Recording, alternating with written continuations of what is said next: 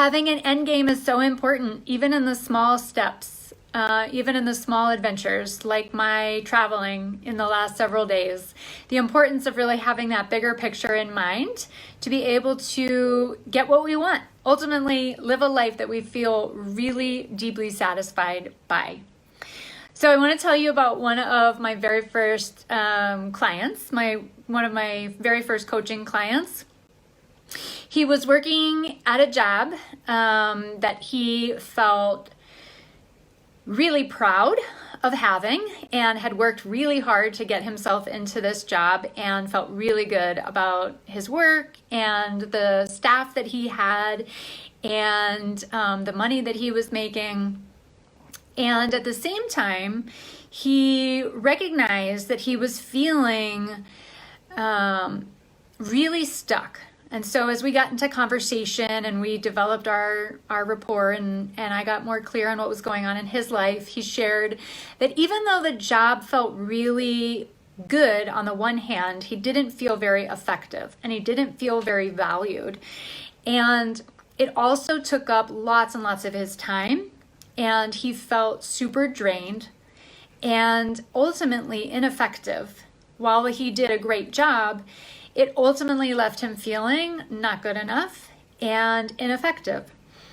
And he found himself working harder and harder, giving more and more of his time to the job to get it right and get it figured out and do a good job, which left him feeling exhausted and drained and didn't have time for the things that his heart truly desired, including deep connections with other people, a significant partner that he felt deeply connected to, and doing fun experiences with his life, being able to truly enjoy the everyday.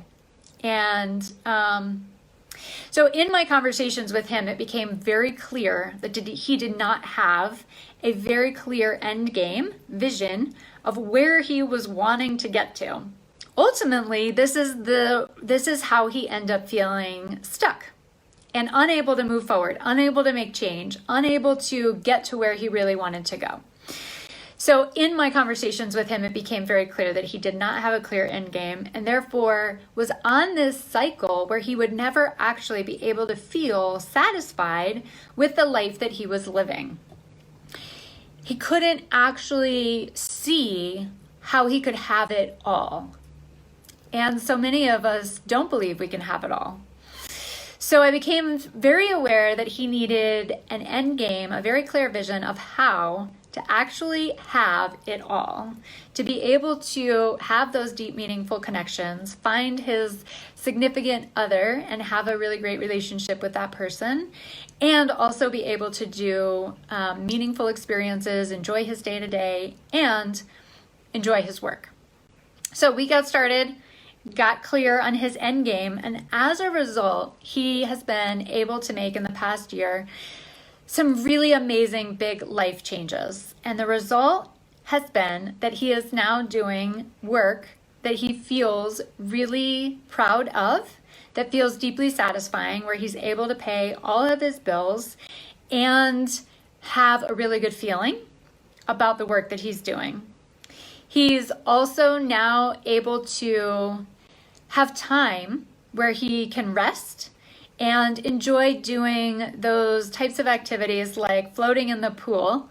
I talked to him actually earlier today, and he was getting ready to spend time floating in his pool.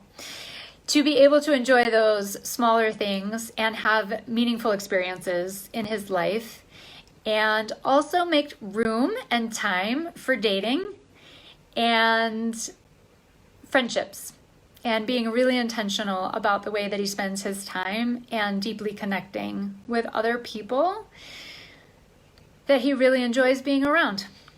So I want to share with you the few steps, keeping it really simple, the few steps that we need in order to have an end game.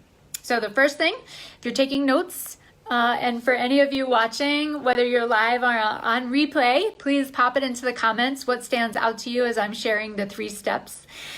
So the first thing is inventorying your life as it is right now and cutting out What is distracting you or keeping you stuck? So getting that clear inventory of what's going on in your life, the things that need to be cut out so that you can get unstuck. So getting really clear, having that inventory of what to cut out. Then spending some time really cultivating what it is that you really want your life to look like. To really get clear and spend some really intentional time, I call it creating space. It's like a term that I've used to help me get clear with what it actually means or looks like on how to create an end game, how to design it, is to actually spend some time making space for yourself to actually think about what you really want your life to look like. And then making a step-by-step detailed plan to be able to enact those changes. So these things can sound easy, right, when we hear them, and yet when you find yourself feeling stuck, as my client did, and as I did, and lots of people that I've worked with over the years find themselves feeling stuck, and it's like, oh, it's strangely hard to do the things that seem really simple. So big picture, they're totally possible. Sometimes we just need to give ourselves a little bit more space, and we need to have some clear instructions on how to create what we most want. So breaking it down into these small steps, I know will help you. Inventory, clear vision of your end game, and then a step-by-step plan to enact change. So, as always, would love to hear from you, what questions you have, what it brings up for you as you're hearing the steps and action to take, and as you're hearing the story of my client, what you can relate to in your own life and where you see yourself feeling stuck. If you would like some guidance and you know that you're stuck and you know you want someone to come alongside of you and help you get unstuck and create an end game and implement it into your life, I am here for you. Reach out, send me a private message, and let me know that you want an end game and want help creating it. All right, I will be back with you soon. In the meantime, go do that thing you most want to be doing tonight.